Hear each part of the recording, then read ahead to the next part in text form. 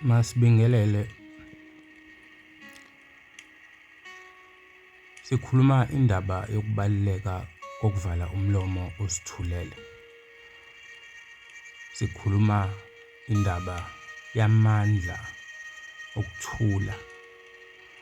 Uthi noma ubona izinto indlela ezenzeka ngayo, kodwa uthula. Uthi ubona abantu bekushintshela, kodwa uthula. Uyabona isikhathi esiningi, isikakhulukazi kumuntu onomimoya, uhlezi kuney'nkinga lapho khona uhlezi ulandelwa izinto ezifuna ukukhulume. Kanti ey'ningi izinto azidingi ukuthi ukhulume. Eziningi izinto zidinga ukuthi uzivalele umlomo uthule ubuke. Kunamandla-ke engizowaveza lana kumuntu othulayo noma zimnetha, noma bemchukuluza, noma izinto zimbhedela, kodwa thula. Lana isimo samoya sinalento yokuthi ngaso sonke isikhathi uma kwenzeka izinto, mufunda ukuthula bakwazi ukulungisela bona. Ngoba umuntu ongakwazi ukuthula izinto abamlungiseli ngoba bayabona ukuthi cha, ayisho ukuthi uyakwazi ukuzilwela. Kepha mangabe uthula, uvala umlomo, umoya uyakwazi ukuthi ukulwele ngoba awukaze uhambe wedwa futhi awusoze uhamba wedwa. Kubuka sengathi vele izinto mangabe ziqala zenzeka ngathi awunamuntu noma akukho lutho oluzokusiza kulezo zinkinga.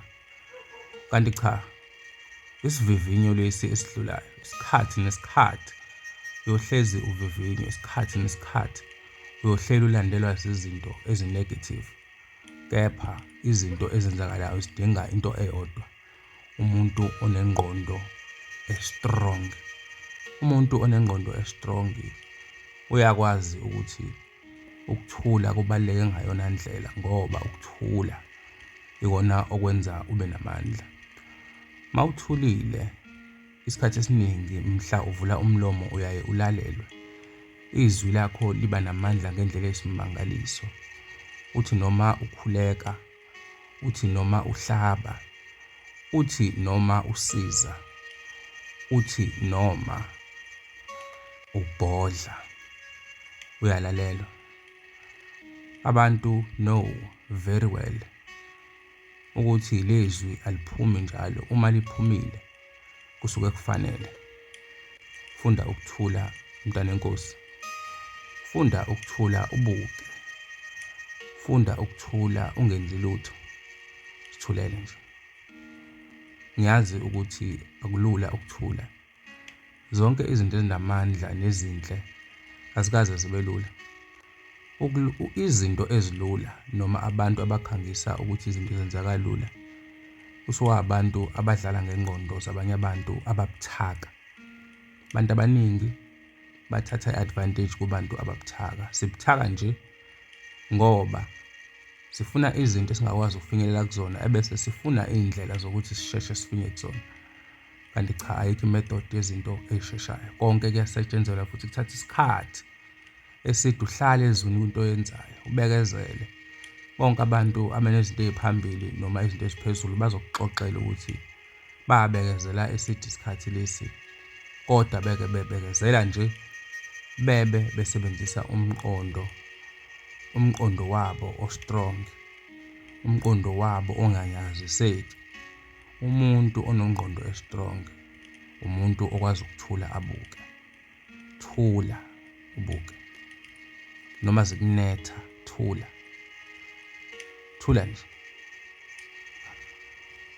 Lamandla lawa athi mehla kulowo muntu othulayo, ebese izinto zenzeka ngendlela ofisa ngazo kancane kancane, uthule ubhekile. Labantu laba behlangene ngawe ubona kwenzeka izinto kubona. Uthule nje uthi oh Nkosi, ngiyabona. Bonke ababehlangene ngami, konke obekwenzeka kuyazilungisa manje ngoba ngivale owami umlomo ngabheka inkosi, ngabheka abadala. Thula khona uzoba namandla. Thula ngoba asikho isidingo sokumosha umfutho wakho obaluleke kangaka. Thula ngoba okwenzakalayo kusazodlula. Funda ukuthula.